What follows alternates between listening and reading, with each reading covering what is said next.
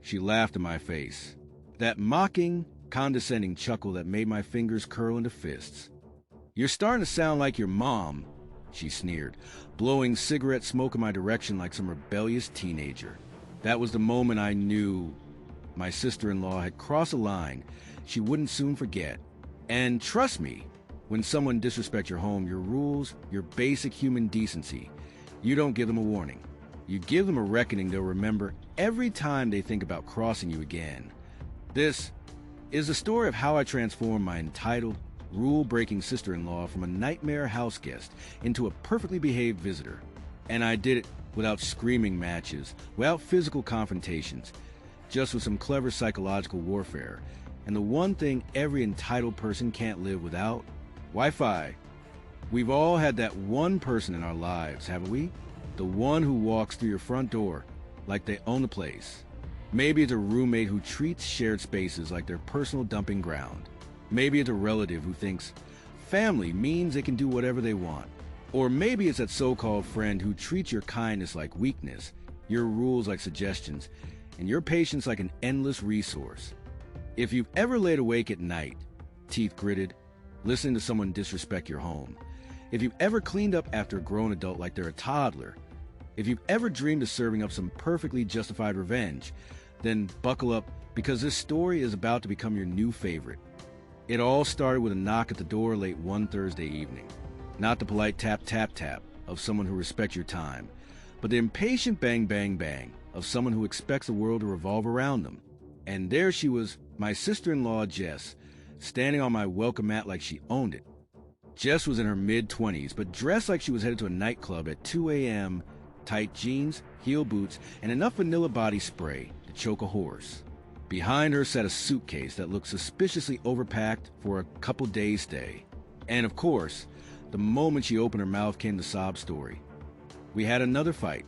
He just doesn't understand me. I just need a few days to cool off, okay?" Now, let me be clear, I'm not heartless. Family helps family. But I'd seen Jess's act before. The temporary stays that somehow stretched into months. The borrowed clothes that mysteriously never found their way back to my closet. The passive-aggressive comments she'd toss out like grenades, then laugh off as just joking. So before her designer boots even crossed my threshold, I laid down the law. I blocked the doorway, looked her dead in the eye, and spelled it out. Rule 1, you clean up after yourself.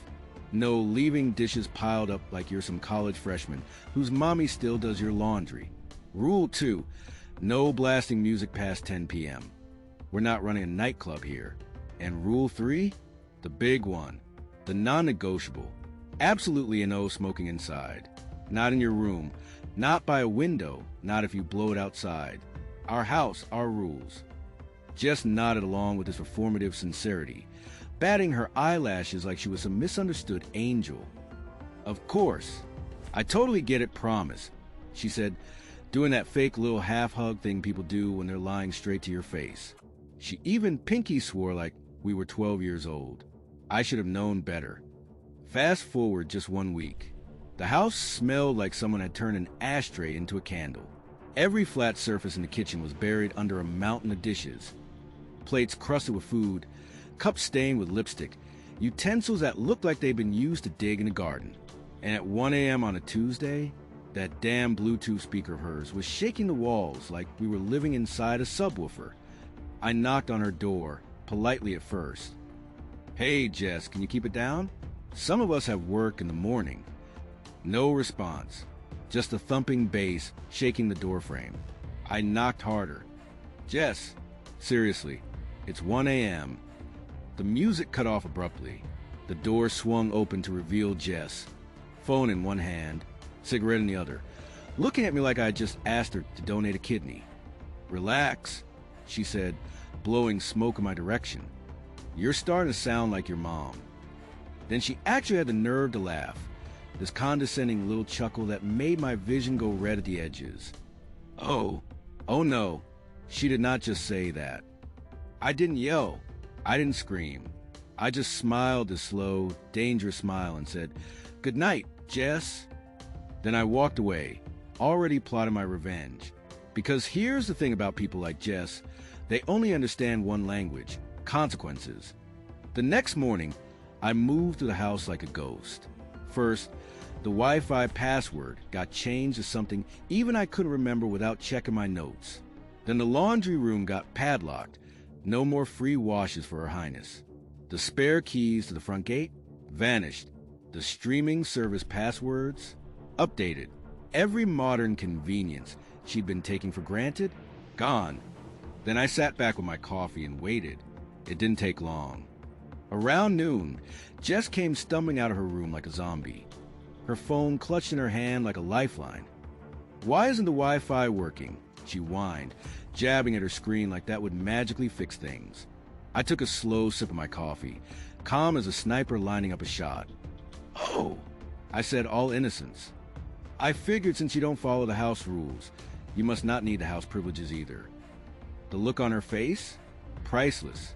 Her mouth actually fell open. Her eyes went wide. She looked like a toddler who'd just been told Santa wasn't real. "You can't be serious," she sputtered. "Dead serious," I said, turning a page in my book. "No rules, no Wi-Fi, no cleaning up after yourself, no laundry service. Seems fair, doesn't it?" She sulked for 2 whole days. 2 days. I watched with amusement as she tried to tough it out. She used up all her mobile data in the first 6 hours. By day 2, she was pacing the house like a caged animal, her addiction to social media withdrawal making her twitchy. Finally, she cracked. I came home from work to find the kitchen actually clean. Not shoved everything in the dishwasher, clean but properly cleaned. The counters were wiped. The dishes were put away. Even the microwave had been scrubbed. And there stood Jess, looking like a kid who'd been forced to write, "I will not talk in class 100 times on the blackboard." "Can I have the Wi-Fi password now?" she muttered, not meeting my eyes. I pretended to consider it. I don't know. What are the magic words?" She gritted her teeth. "Please." I shook my head. "Not quite." Then I handed her a piece of paper with a single sentence written on it. "Read it out loud." Jess looked at the paper like it was written in another language. "I will follow the Queen's rules in the Queen's castle," she mumbled, her voice barely audible. "Louder," I said, and with feeling. She took a deep breath, her face turning red. "I will follow the Queen's rules in the Queen's castle," she nearly shouted, sounding like a kid being forced to apologize to the principal. I smiled my most regal smile and handed her the Wi-Fi password, like I was granting a royal pardon. And guess what? She's been a perfect little angel ever since. The dishes get done. The music stays at reasonable volumes. And the smoking? Strictly outside. Sometimes, people don't learn until you speak their language. And for entitled house guests, that language is consequences. It's not about being cruel. It's not about being petty. It's about setting boundaries and enforcing them. Because if you don't, people like Jess will walk all over you forever. So tell me, what's the most satisfying revenge you've ever pulled off? Have you ever had to put an entitled family member in their place? Maybe a roommate who thought your stuff was communal property? A guest who overstayed their welcome? Let me know in the comments. I read every single one. And if this story gave you that sweet, sweet justice high, that warm feeling of seeing karma in action, don't forget to hit that like button, subscribe, and ring the notification bell. Because trust me, this is just the first of many stories where the little guy wins, where justice is served, and where entitled people get exactly what they deserve.